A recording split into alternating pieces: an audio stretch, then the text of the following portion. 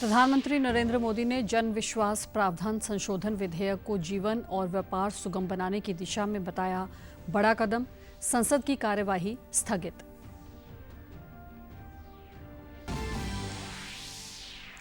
चंडीगढ़ में भाजपा कार्यालय पर हैंड ग्रेनेड फेंकने के मामले की भाजपा नेताओं ने की निंदा।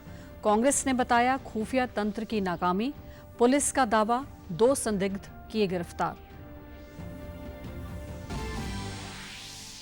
और हरियाणा के मुख्यमंत्री नायब सिंह सैनी से मिले पंजाब के आड़ती। सीएम ने कहा पंजाब में किसान, व्यापारी और श्रमिक परेशान, भाजपा ही दिला सकती है सभी का अधिकार।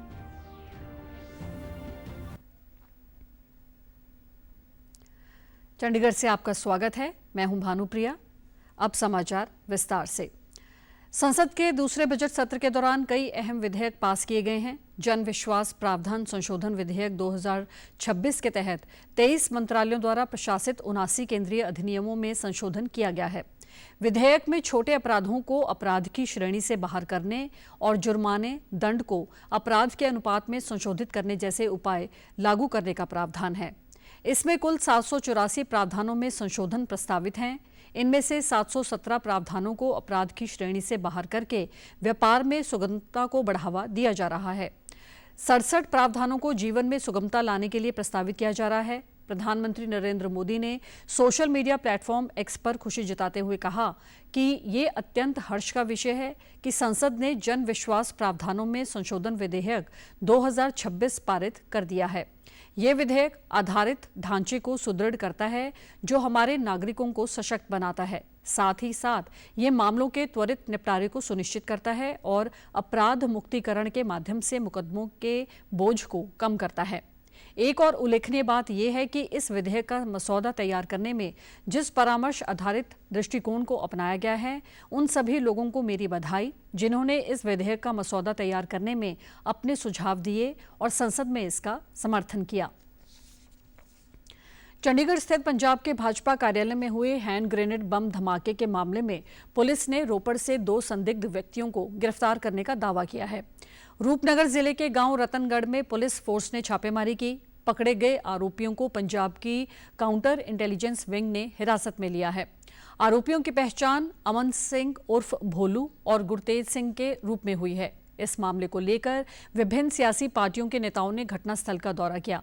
भाजपा नेताओं ने पंजाब के विभिन्न शहरों में प्रेस कॉन्फ्रेंस कर वारदात की निंदा की और आरोप लगाया कि कुछ बाहरी ताकतें पंजाब की अमन एवं शांति व्यवस्था को तोड़ने का प्रयास कर रही हैं, जिसे कभी कामयाब नहीं होने दिया जाएगा। उन्होंने पंजाब सरकार और पुलिस पर भी निशाना साधा। जालंधर से कांग्रेस विधायक प्रगट सिंह ने इसे खुफिया तंत्र की नाकामी बताते हुए कहा कि पंजाब में आए दिन छोटे बड़े व्यापारियों को धमकी भरे फोन आते हैं, जिससे हर किसी में भय का माहौल बना हुआ है।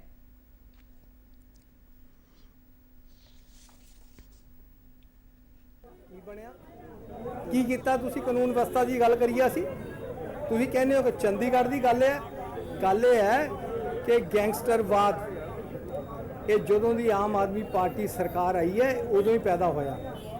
ਵਸੂਲੀਆਂ ਕਰਨਾ ਔਰ ਗ੍ਰੇਨੇਡ ਅਟੈਕ ਹੋਣਾ ਇਹ ਇਹਨਾਂ ਵੇਲੇ ਸ਼ੁਰੂ ਹੋਇਆ, कोई हल नहीं है। ये टोटली क्लैप्स है, इंटेलिजेंस फेलियर है। तो मेरा ख्याल है कि ऐसे नहीं होना चाहिए। लोगों में ये कहते हैं कि हमारे पास बहुत बड़ी बड़ी इंडस्ट्री आ रही है। मैं कहता हूँ कि जो छोटे लेवल का ट्रेडर है, जो छोटे लेवल का व्यापारी है, वो भी आज की तारीख में डर रहा है, उनको भी फरौतियों के फ़ोन आ रहे हैं। सो इसलिए ये टोटल फ्रॉड पार्टी है और इसने पंजाब का पूरा नुकसान कर। वहीं पंजाब और हरियाणा उच्च न्यायालय को बम से उड़ाने की धमकी दी गई है। ईमेल के जरिए मिली धमकी के बाद पुलिस टीमों ने तुरंत कार्रवाई की और पूरी इमारत को एहतियातन खाली करा लिया गया। मौके पर बम निरोधक दस्ता पहुंच चुका है और पूरे परिसर की गहनता से जांच की जा रही है। एक जनरल मैसेज हमें एसोसिएशन की तरफ से सर्कुलेट हुआ है जिसमें मेजर्स लेने के लिए कहा गया। ट्रैफिक मेजर्स की बेसिकली मैसेज है और उसमें लिखा गया ड्यू टू बॉम्ब थ्रेट भी ट्रैफिक मेजर्स डिस्टर्ब हो गए और that is it. Organise bomb squad team देख रहे हैं जो अपना इंस्पेक्ट कर रही है जनरल, कोई स्पेशल मेजर्स नहीं है, लेकिन फिर भी काम चल रहा है, काम चल रहा है। यूट्यूबर रोजर संधू के जालंधर स्थित घर पर ग्रेनेड हमले के संबंध में पाकिस्तानी गैंगस्टर शहजाद भट्टी समेत 2 आरोपियों के खिलाफ आरोप पत्र दायर किया गया है। विदेश से हमले की साजिश रचने वाला शहजाद फरार है और उसके सहयोगी दीपेंद्र प्रताप सिंह उर्फ दीपन राणा को गिरफ्तार कर लिया गया है। इस मामले में एनआईए द्वारा दायर चार्जशीट में दीपेंद्र को शहजाद भट्टी के निर्देशों पर काम करने के आरोप में सह साजिशकर्ता माना गया है। इस मामले में अब तक 10 गिरफ्तारियां हो चुकी हैं। पंजाब के मुख्यमंत्री भगवंत मान ने कल फाजिलका जिले में 284 करोड़ रुपए की विभिन्न परियोजनाओं का उद्घाटन और शिलान्यास किया।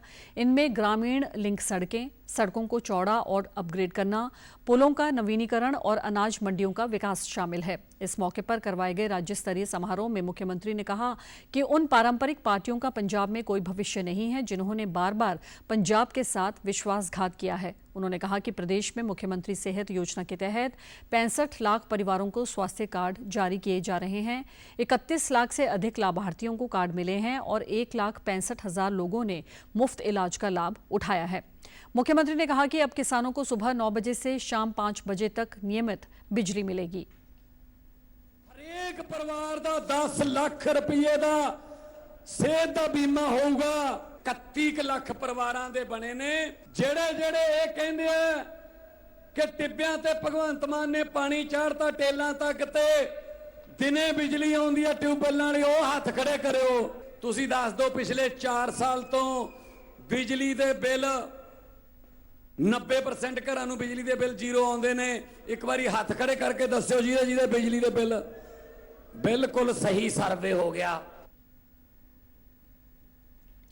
इस दौरान बेरोजगार पीटीआई अध्यापकों ने मुख्यमंत्री के भाषण के बीच नारेबाजी कर विरोध जताया। इन अध्यापकों को पंडाल में नारेबाजी करने पर पुलिस ने हिरासत में ले लिया। इससे पहले मुख्यमंत्री भगवंत मान ने गांव चीमा में 11 करोड़ 70 लाख रुपए की लागत से निर्मित 30 बिस्तरों वाले संत अतर सिंह महाराज अस्पताल का उद्घाटन किया। इस अस्पताल से आसपास के 15 गांवों के करीब 50,000 लोगों को किफायती और गुणवत्तापूर्ण इलाज उपलब्ध हो सकेगा। उन्होंने गांव के कम्युनिटी सेंटर का भी लोकार्पण किया।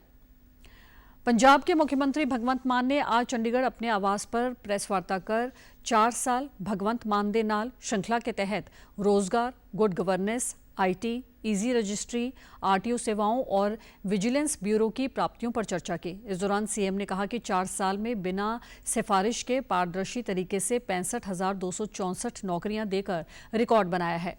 पंजाब हुनर विकास मिशन के तहत 5 मल्टी स्किल सेंटर स्थापित किए हैं, जिनमें 1,25,875 को हुनरमंद बनाया गया है। इनमें से 73,000 से ज्यादा को रोजगार मिल चुका है। उन्होंने कहा कि हेल्पलाइन नंबर 176 पर कॉल कर 437 तरह की सेवाएं ऑनलाइन प्राप्त की जा सकती हैं, जिसका लाखों लोग लाभ उठा चुके हैं।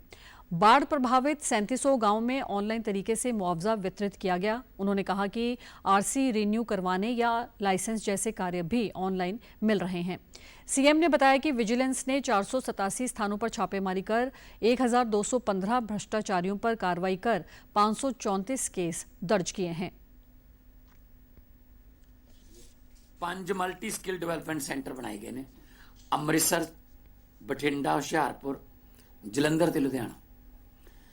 इस मिशन तहत 1,25,875 नौजवानों को हुनरमंद बनाया गया, जिन्हां दे विच्चों 73,250 नूं प्लेसमेंट मिल गई। मतलब किसी न किसी किते ते लग गए, हो नौकरी मिल गई उन्होंने। नौजवानों को मुफ्त हुनर सिखलाई देने वास्ते माइक्रोसॉफ्ट, IBM वर्गियां वड्डियां कंपनियां नाल MOU किए गए। नौजवानों को आर्टिफिशियल इंटैलीजेंस, साइबर सुरक्षा, क्लाउड ते होर खेत्रां च हुनरमंद बनाया गया, जो अज जमाना चल रहा है।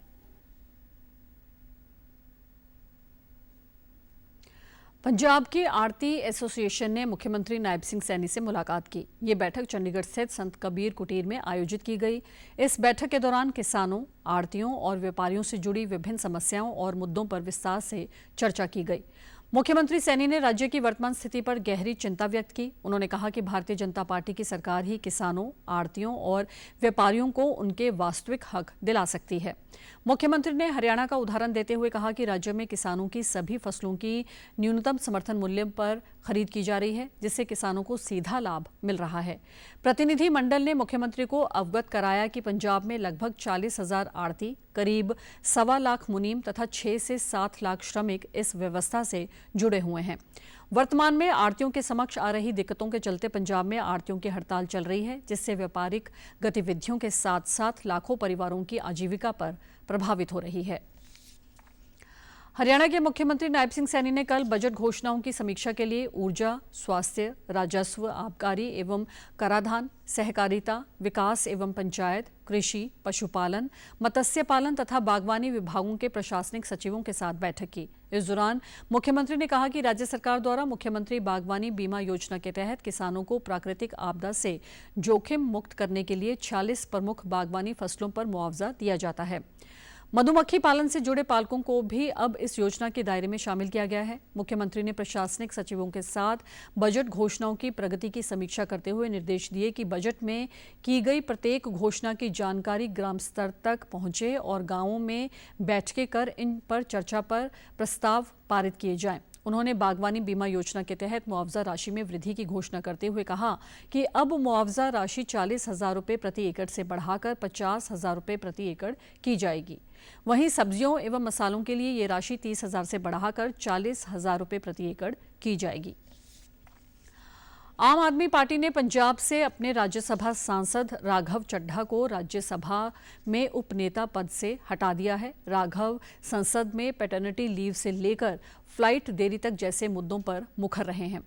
उन्हें अब अपनी ही पार्टी से चुप करा दिया गया है। बताया जा रहा है कि रवैये में बदलाव के अलावा मुश्किल वक्त में चुप्पी और गैर जरूरी मौकों पर मौजूदगी उन्हें भारी पड़ गई है। पार्टी ने राज्यसभा सचिवालय को पत्र लिखकर ये जानकारी दी और उनकी जगह अशोक मित्तल को नया उपनेता चुना गया है। पद जाने और पार्टी के इस निर्णय के बाद राघव चड्ढा ने सोशल मीडिया एक्स पर वीडियो साझा करते कहा कि चुप जरूर कराया गया हूं, लेकिन हारा नहीं हूं। का मौका मिलता है, मैं जनता के मुद्दे उठाता हूं और शायद ऐसे टॉपिक्स उठाता हूं जिसे आम तौर पर संसद में नहीं उठाया जाता है। भला कोई मुझे बोलने से क्यों रोकना चाहेगा? कोई मेरी आवाज को क्यों बंद करना चाहेगा? और जिन लोगों ने आज पार्लियामेंट में मेरे बोलने का अधिकार मुझसे छीन लिया, मुझे खामोश कर दिया, मैं उन्हें भी कुछ कहना चाहता हूं। मेरी खामोशी को मेरी हार मत समझ लेना। मेरी खामोशी को मेरी हार मत समझ लेना। मैं वो दरिया हूं जो वक्त आने पर सैलाब बनता है।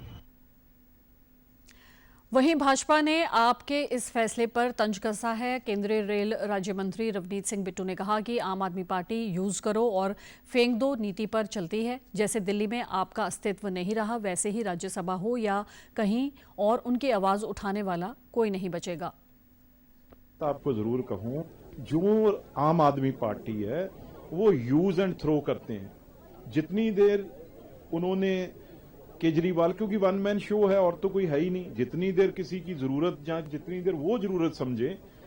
और मैं एक बात कहूं आपको, आम आदमी पार्टी ना जैसे दिल्ली में नहीं रही, ना आदमी पार्टी आप देख लेना, मैं कोई भविष्यवाणी तो नहीं कर सकता, लेकिन आप देख लेना धीरे धीरे धीरे, चाहे वो राज्यसभा हो चाहे कोई और सभा हो, किसी में एक आधे को छोड़ के कोई भी आम आदमी में केजरीवाल की यहां आवाज उठाने वाला नहीं रहेगा। और आप हमारे समाचार YouTube channel DD news Chandigarh, Facebook DD news Chandigarh और सोशल मीडिया एक्स व डीडी न्यूज CHD पर भी देख सकते हैं। इसी के साथ चंडीगढ़ से समाचारों का सिलसिला समाप्त होता है। नमस्कार।